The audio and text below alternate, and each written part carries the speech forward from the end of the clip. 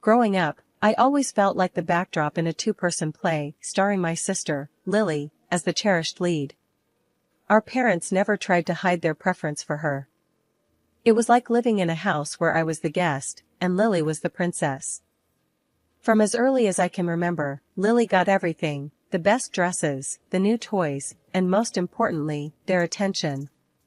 I got hand-me-downs, stuff from bargain bins, and the occasional nod that yes, I existed too. One evening, I was about 10, I remember sitting at the dinner table. Dad was going on about Lily's school project.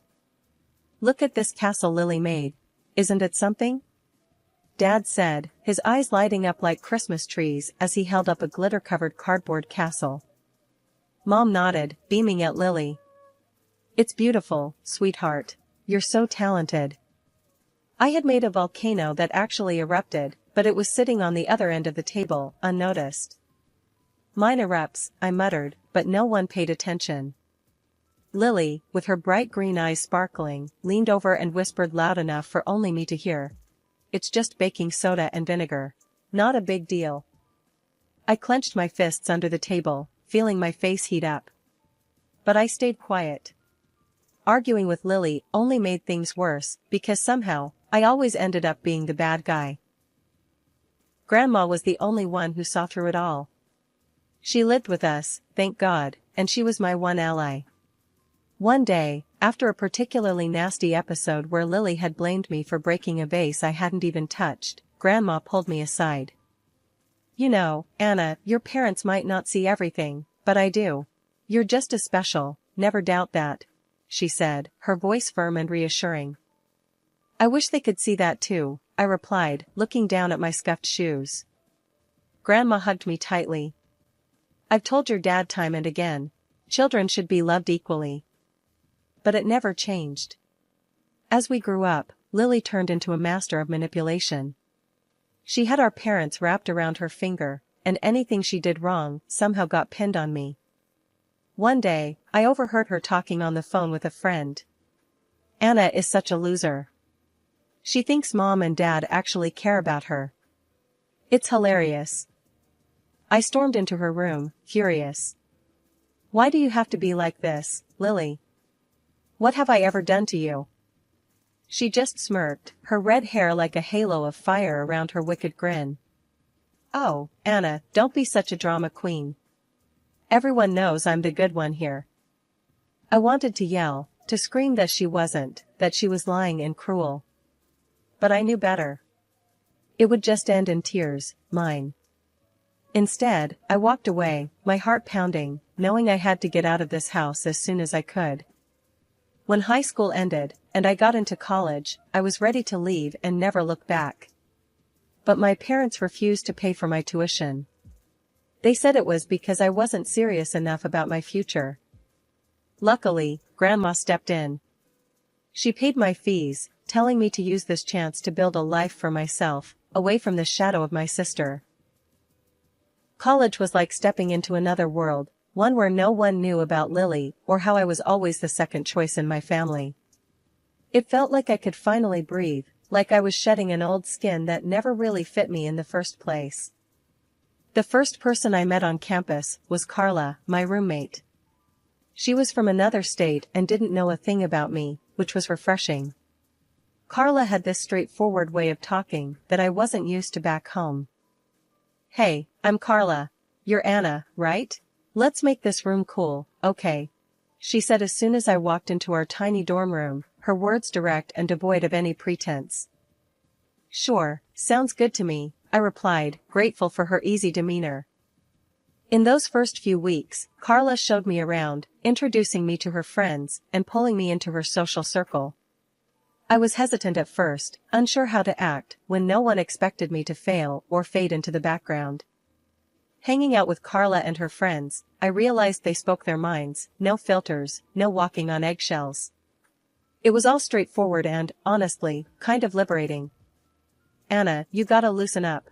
We're all here to have a good time, not judge each other," Carla said one night as we sat in the common room, surrounded by laughter and the smell of microwave popcorn.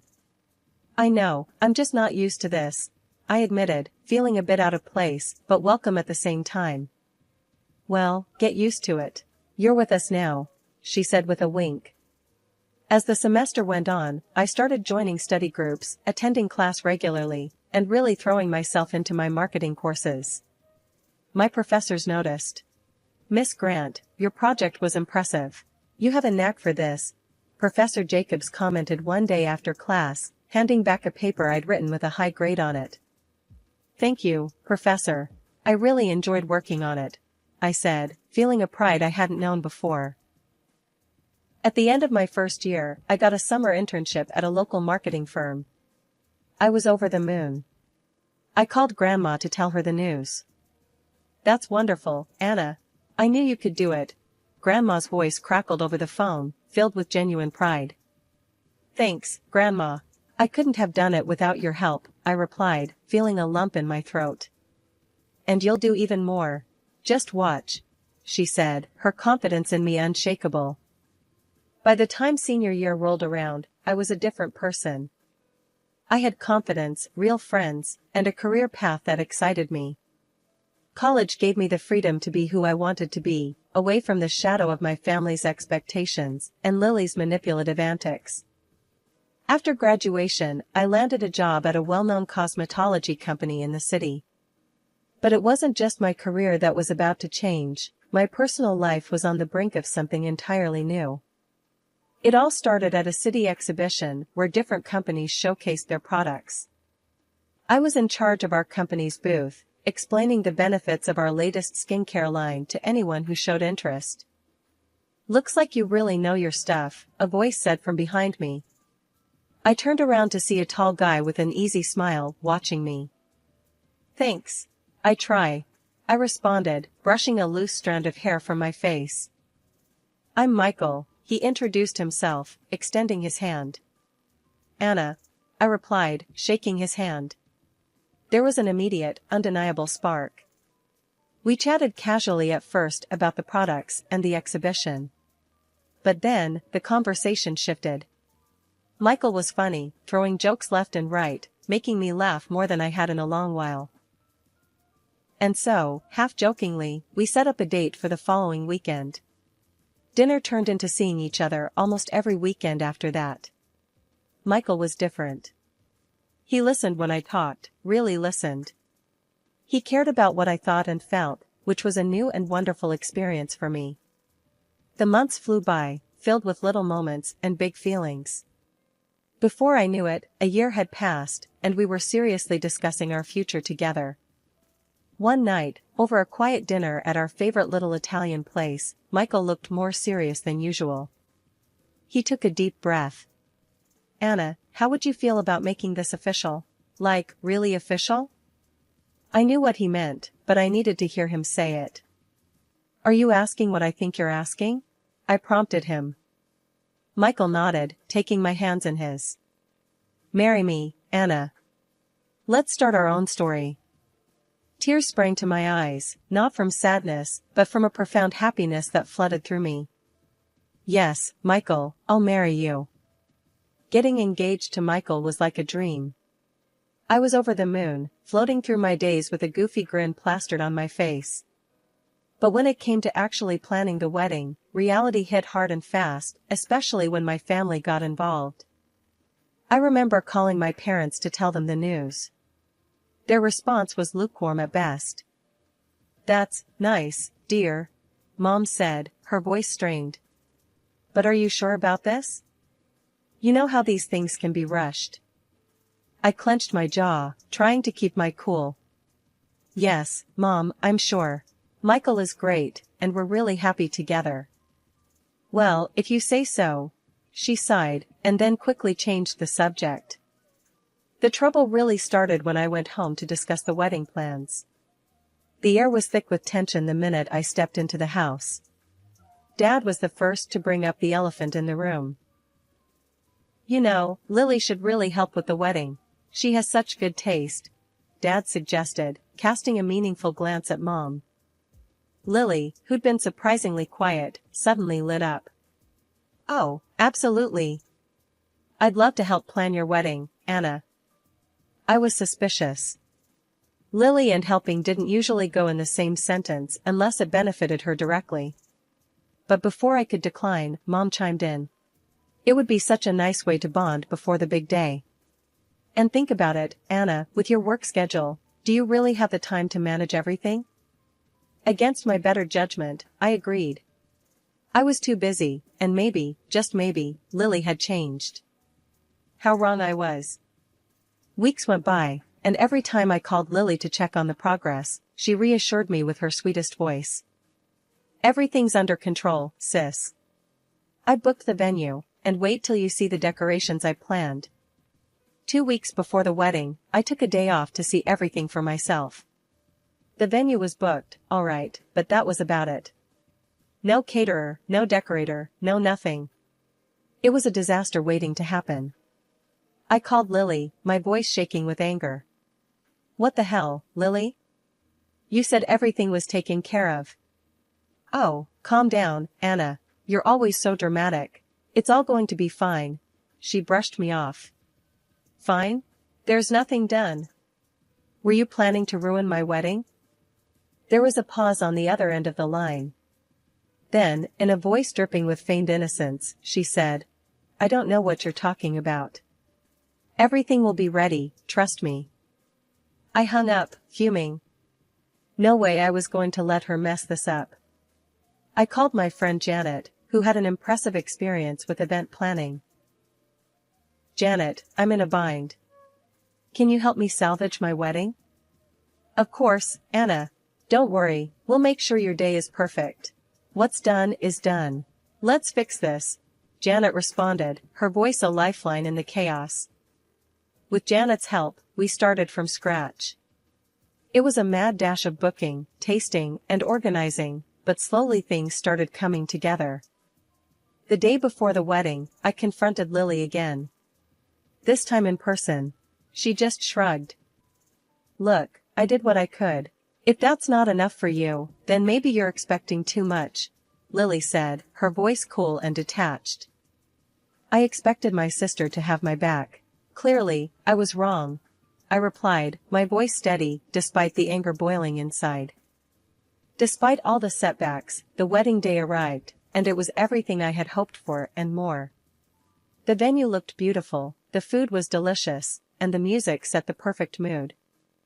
As I danced with Michael, feeling like the luckiest woman in the world, I almost forgot about the chaos Lily had tried to cause. Almost. But as the evening wore on, the inevitable couldn't be avoided. It was time for the speeches, and my heart sank as Lily stepped up to the microphone, her smile a little too sweet. Hello, everyone. Lily's voice was bright, carrying over the crowd. I just want to say how happy I am for Anna and Michael. Being the maid of honor and the wedding planner was such an honor. I could feel the anger bubbling up inside me. The lies were too much. She was taking credit for everything Janet and I had scrambled to fix. My hands clenched into fists under the table, but Michael squeezed my hand, giving me a look that said, let it go. But then Mom took the microphone from Lily, her eyes glistening with pride, for Lily, not for me. And we need to thank Lily for saving the day. We are so proud of how you stepped up. Anna, you should be grateful to have such a wonderful sister.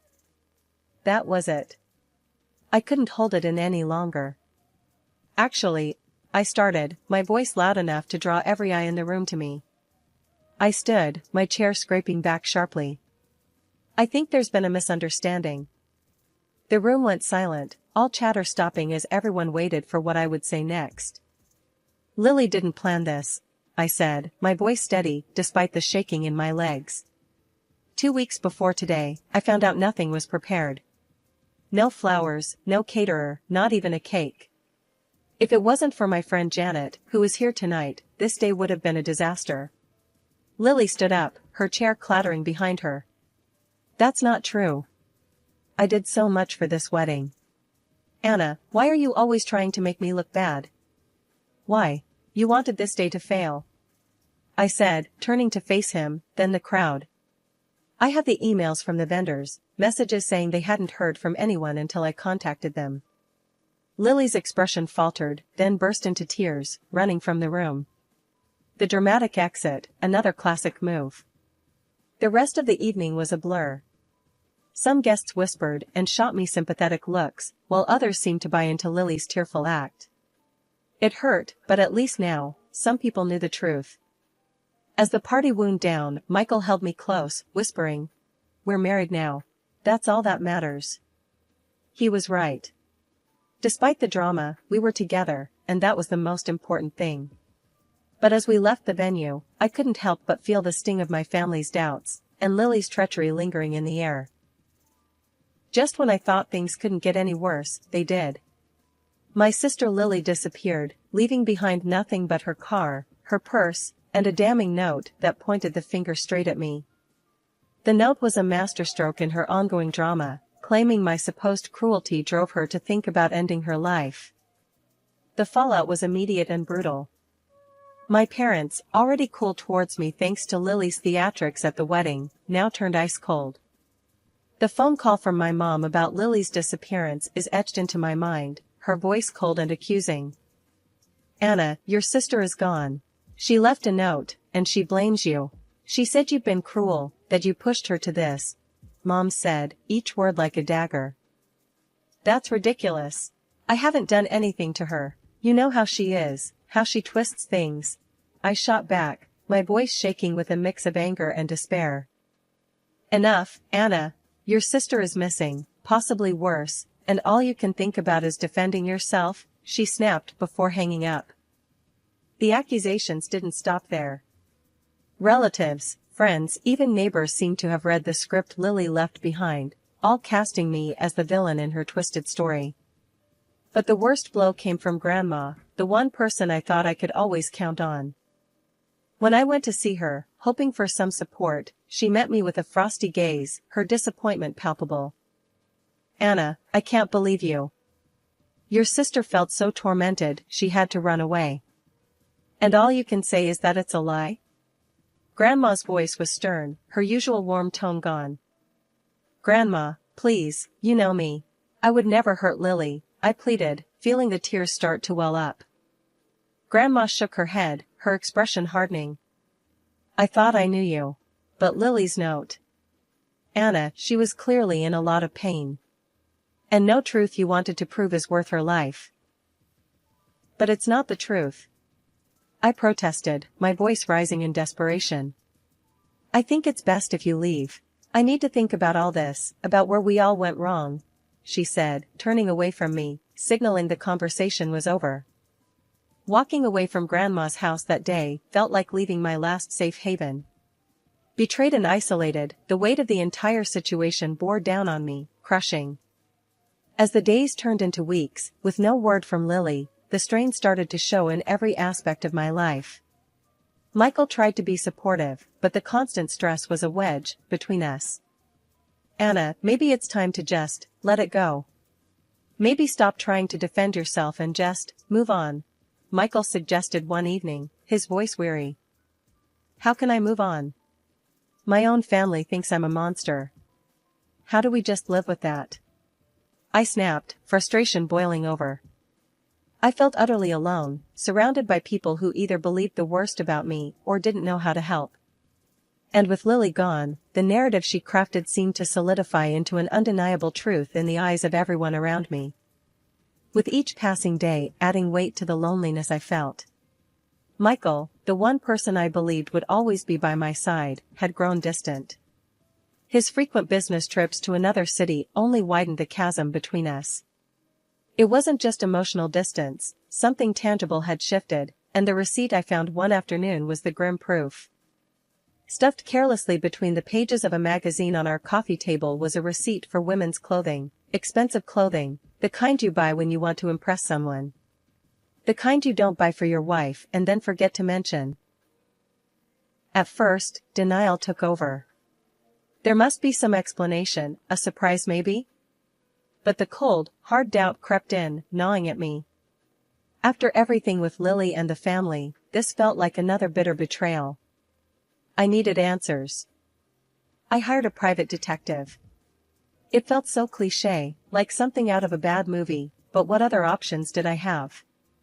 I gave him all the details, Michael's travel schedule, the receipt, everything. He called a couple of weeks later. I have the results of the investigation, he said, his voice neutral. I'll drop off the full report and the photos tomorrow. It's best if you see everything for yourself. The next day, armed with the report and a sealed envelope of photos, I felt like I was on the verge of a breakdown. But there was one thing I needed to do before confronting Michael. I needed to talk to Grandma. Grandma looked frail, her illness having taken a visible toll on her. But when she saw me, there was a flicker of something in her eyes, surprise, confusion, maybe a hint of relief. "Anna, what are you doing here?" she asked, her voice weaker than I remembered. "I needed to see you," I said, stepping inside, feeling the weight of the envelope in my hand. We sat in her living room, the air thick with unsaid words. I handed her the envelope, watching her hand tremble slightly as she opened it and pulled out the photos. I watched her face as she looked at each photo, her expression shifting from confusion, to shock, to sadness. Then she looked up at me, tears in her eyes. "Oh, Anna. I had no idea," she whispered, the realization dawning on her. "Grandma, I know things have been awful between us. I know you felt I pushed Lily away, but these show a different story," I said, my voice steady despite the turmoil inside. She reached out, her hand gripping mine tightly. "I was wrong, Anna. I'm so sorry. Your sister, she deceived me too, not just you." Grandma passed away quietly 2 weeks after our last conversation, and we gathered at her house for her will reading. The air was heavy with the scent of old books and faint floral perfume, a smell that always reminded me of Grandma. I sat there, my hands folded in my lap, steeling myself for what was to come. Then the door swung open dramatically, and there she was, Lily, her red hair just as fiery as I remembered, her smirk as smug as ever. The room erupted. My parents burst into tears, rushing to embrace her, cries of joy mingling with sighs of relief. Everyone was shocked, everyone except me. Lily didn't waste a moment, striding over to Michael with that confident swagger, planting a kiss on his lips like she owned him. The gasps that followed were audible, the shock palpable. She turned to face me, that smirk still playing on her lips. "I planned it all, Anna," she said, her voice loud and clear for everyone to hear. "I made sure Grandma would turn against you, thinking she'd leave everything to me. Pretty clever, huh?" The room froze, all eyes on us. Michael moved to sit next to Lily, their hands finding each other like pieces of a sinister puzzle falling into place. I felt the eyes on me, waiting for a breakdown, a scream, tears, anything. But I was done with the theatrics. I met Lily's gaze with a calm I barely felt. "Are you done?" I asked, my voice even. Her smile faltered, not expecting my composure. The notary cleared his throat, ready to read Grandma's will. You could hear a pin drop as he unfolded the papers, his voice solemn. "I, Eleanor Thompson, being of sound mind and body, hereby bequeath all my property and assets to..." There was a pause, a cruel stretch of silence, before he continued. "Anna Grant." Lily's face, Michael's face, it was a picture. The shock, the disbelief, the betrayal. It was all there, raw and unfiltered. Michael looked at me, then at Lily, his expression one of a man defeated. "I knew about everything," I said, my voice carrying across the room. "I knew you were hiding in the city Michael frequently visited for his business trips. I knew about the affair." I pulled out the photos and evidence the detective had gathered and tossed them on the table. The room erupted into chaos, voices raised in shock, anger, disbelief. My parents, still clinging to their golden child, looked at me with eyes full of questions and accusations. Lily and Michael started blubbering, apologies and excuses spilling out. "Anna, please, we didn't mean..." "Save it," I cut them off, my heart hardening against their fake pleas. "I'm filing for divorce, and I want compensation for the betrayal." My statement was met with stunned silence, then more whispers. Lily tried to reach out, tears streaming down her face, but I was done. "You made your choice," I told her coldly. After the meeting, as the room cleared, I stayed back, letting the reality of everything wash over me. The money, the property, it meant nothing compared to the betrayal. I signed the necessary papers, my signature steady, my resolve clear. Life moved on. I settled the divorce, received the compensation, and started rebuilding my life, piece by piece. It was hard, harder than anything I'd ever done. But for the first time in a long time, I felt like I was in control of my own story.